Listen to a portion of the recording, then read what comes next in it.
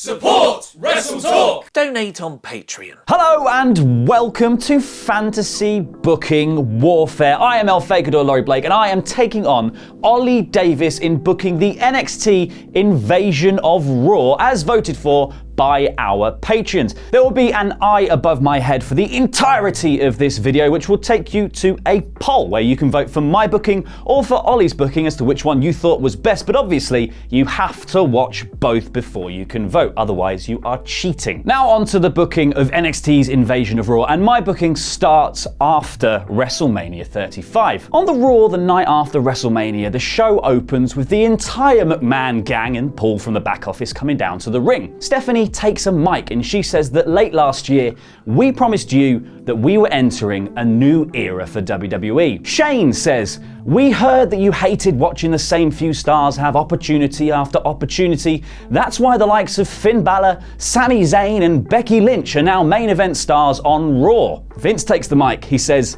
we heard that you wanted more new faces on the roster, and we gave them to you. The hulking heavy machinery, the top 1%er EC3, the Leviathan Lars Sullivan, the Twisted Sister Nikki Cross, and the Raw Lady of Raw, Lacey Evans. As Vince says their names, one by one, the NXT call-ups come out to the ramp and they wave to the crowd before making their way down to ringside. Finally, Triple H takes the mic and he says, I've worked with these up-and-coming athletes since they started down in NXT. I've helped them to grow and to leave NXT to become the WWE stars that you see before you now. But those aren't the only stars I've nurtured in NXT, because to continue our new era here in WWE and on Raw, we need new talent, and that's Undisputed. Shock the system. The Undisputed Era's music hits. Triple H looks smug as he says, ladies and gentlemen, please welcome the newest Raw superstars, the Undisputed Era. The music continues, but no one appears on the ramp. Triple H looks a bit shocked. Stephanie and Shane are confused. Vince is apoplectic. That one vein up here in his head is about to burst. The McMahons and the call-ups stand around at ringside as the song plays out, and the crowd becomes increasingly agitated. The boos begin, as do the BS chants. There's a CM Punk one in there too, because when isn't there? The show cuts away to a break, and then when we return, we are mid-hastily thrown together match between Heavy Machinery and EC3 and Lars Sullivan as a team. Michael Cole speculates that maybe the Undisputed Era was shy, scared by the size of the crowd inside the MetLife Stadium. After this segment though, the whole thing doesn't really get mentioned again. The huge main event of the show is set to be Seth Rollins putting the Universal title, which he won at Mania, on the line against Drew McIntyre. The crowd are hot as balls for this. It is back and forth all the way, with both busting out every move in their arsenal, and the finish comes as Seth sidesteps a Claymore kick and catches McIntyre with the stomp as he tries to hop back up. Seth drops into the cover. 1, 2, 3 figures fall on top of Rollins in a hail of punches and kicks, dragging him off into the corner and continuing to stomp away at him. As they turn to the camera, you can see that it's Kyle O'Reilly, Bobby Fish, and Roderick Strong. Fish and O'Reilly hit total elimination on Drew McIntyre, flinging him to the outside. Strong lifts Rollins up to his feet as a 4th figure slides into the ring, planting a picture-perfect super kick upon Rollins' pretty mouth. Adam Cole, baby! Cole grabs a mic and holds the fading Rollins up by the hair. WWE Universe, I am Adam Cole, and we are the Undisputed Era, and we, he says, gesturing to the ramp, are NXT. As Tommaso Ciampa, Johnny Gargano, Shayna Baszler, Jessamine Duke, Marina Shafir, Aleister Black, Velveteen Dream, and more arrive on the ramp, dragging the unconscious bodies of the previous NXT call-ups. Look at these up-and-comers who jumped at the chance to come to Raw and be made into a joke. EC3, a grinning, vain idiot. Lacey Evans, mere background eye candy, and Otis Dozovich, a sex-starved creep. Lowly little NXT trainees, developmental wrestlers who so desperately wanted to be superstars. For months, you, the WWE Universe, were teased with video packages saying that these guys were on their way to WWE when they were already here in NXT, the best damn thing in WWE today, and these losers couldn't see it for what it is.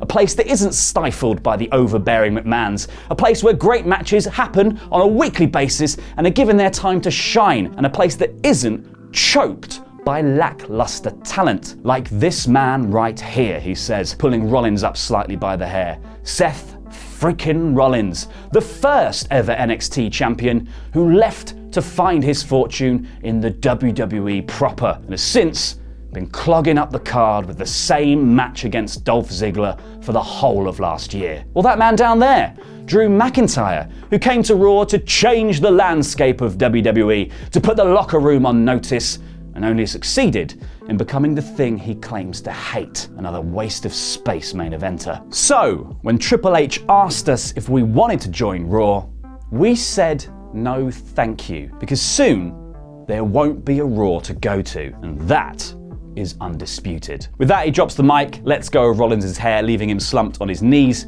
runs to the ropes and delivers a last shot to the woozy Universal Champ. Then the Undisputed Era roll out of the ring and the NXT crew leave. On NXT that week, Cole comes out and cuts a promo saying that WWE has been put on notice. Raw is a curse, a death sentence for the people that get sent there. So from now on, it is NXT's mission to destroy it, starting with everyone who left NXT. The next week on Raw, the show opens with a video package recapping what happened last week, and Michael Cole says that there's extra security that's been hired to keep the NXT stars out of the show. Every inch of the arena is covered by multiple guards, and all of the doors have been locked down. Somewhere in the second hour of the show, Ronda Rousey is facing off against Bayley in a number one contenders match. It's a new era, woohoo! But the match is interrupted by Shayna Baszler, Duke, and Shafir, who appear from the crowd attacking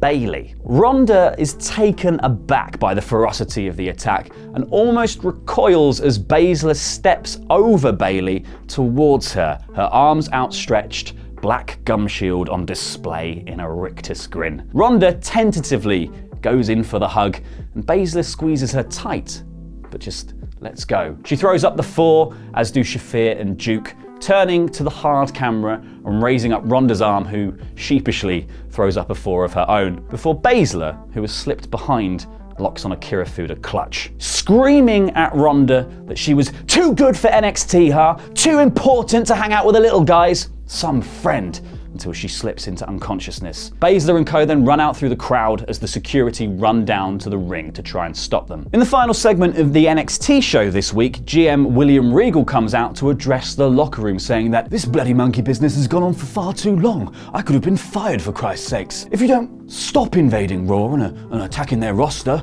then you will all be fired. That familiar guitar string hits. Boom. The start of Aleister Black's music.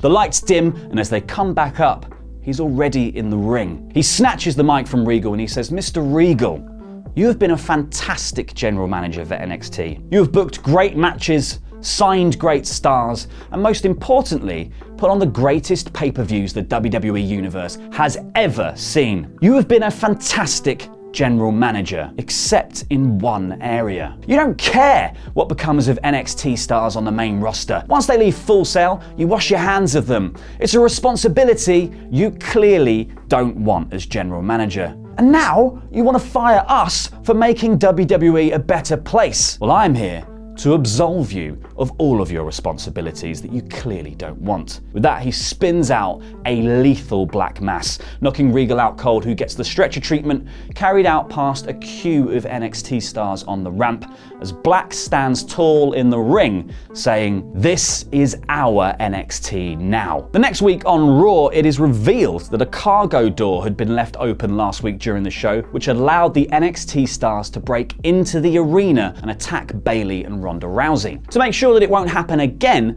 Vince has replaced the security company completely, rigorously checking this new one out so that no one will accept bribes, and the same thing won't happen again. But late into the show, the same thing does happen. Ciampa and Gargano jump the barricade, meeting in the middle on Kevin Owens and Elias, who were doing a song together, because that was quite a fun thing that they did that time. NXT this week has a far more chaotic feel. It doesn't even go out on the WWE Network and is instead put directly onto YouTube on a channel called Our NXT. They've moved to a secret location to film it. It's no longer housed at Full Sail. You gotta think Lucha Underground's Temple as a style of venue. The video itself gets hundreds of thousands of views. On the show, it is announced that Regal has been removed as GM and someone new has taken his place. On Raw the following week, there is a grave air as Triple H comes down to the ring. He says that a cargo door was left open for the NXT stars yet again last week, which can only mean one thing: NXT has an inside man at Raw.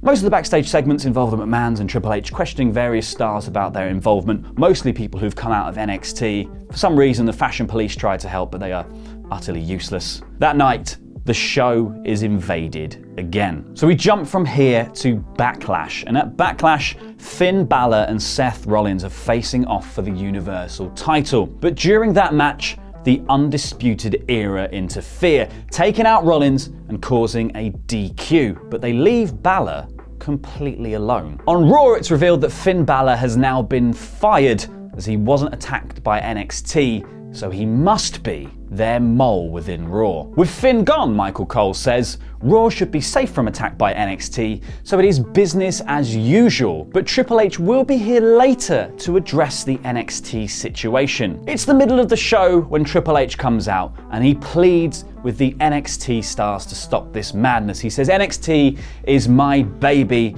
and I don't want you to destroy its reputation, or to destroy Raw for that matter. And with that, he calls out Shawn Michaels, who isn't here as HBK, he's here as one of the trainers from the Performance Center, someone who has worked with the NXT rookies since they joined WWE. Michaels says that the NXT roster are incredibly talented, and that is completely undeniable. Even this invasion has proven that they are capable of hanging with the big boys. But this has got to stop. Somehow, some way, this has got to stop. Shock the system. Undisputed Era's music hits and Adam Cole swaggers out onto the ramp holding a microphone. Triple H, you're probably wondering how I'm here. Well, somebody left the door open for us. And as he says this, Triple H turns into a sweet chin music from Shawn Michaels and flops down out cold. Michaels grabs a mic as the NXT roster march down to the ring to join him, and he says, WWE Universe, you know me by a few names. Shawn Michaels, the Heartbreak Kid, Mr. WrestleMania, but there's one more that you can call me, the General Manager of NXT. I said before that I was done in the ring, that I was retired, making way for the next generation, but I'm ashamed to say to you that I stooped. I came back. I did it for the money, and we had that match at Crown Jewel. It was a disaster. So I returned to Florida to lick my wounds, and I thought it was me, that I'd missed a step, that I got too old. And it was only later, talking to these guys around me now, that I realized it was the McMahons who had let me down, peddling the same old nostalgia act, barely mobile has-beens lumbering around the ring, and I was in the best shape of all of them. I tried to be the best that I could be, wanted to make a good go of it, give the fans what they deserved, but actually, it was just a cheap cash grab. Memories for money. And that's why I'm now embracing the future with NXT. And I'm here to tear down the past. With that, the NXT crew start to dismantle the ring. They tear up the mats, break the commentary tables, desks, pull apart the barricades, drag the branding boards from the ring. They smash up the LED boards on the ramp. The technical area is attacked next. Wires are yanked out at random. Sparks fly. Cameras are smashed. And eventually, the show plunges into darkness. The feed has cut out with 1 hour left of Raw. USA hastily slaps a rerun in the spot after about 5 minutes of technical difficulties, test cards, whatever the American equivalent of that little girl with the puppet thing that we had over here was. On our NXT this week, Shawn comes out to rapturous applause, saying that they took Raw off the air and will continue to do so week after week unless their demands are met. NXT wants Raw gone, and they want to take their place on national television. So Raw this week has a decidedly more old-school flavour. The branding boards are a sort of mismatched hodgepodge and feature a variety of the old logos for the programme, like they've kind of been scraped together from what's in storage. The cameras are also all different quality, some are even that 4:3 square aspect ratio. Everything feels ramshackle and cobbled together. Triple H and the McMahons come out and they say that NXT has held them to ransom for too long. They shut down the programme last week and they lost them a great deal of money. This can't go on.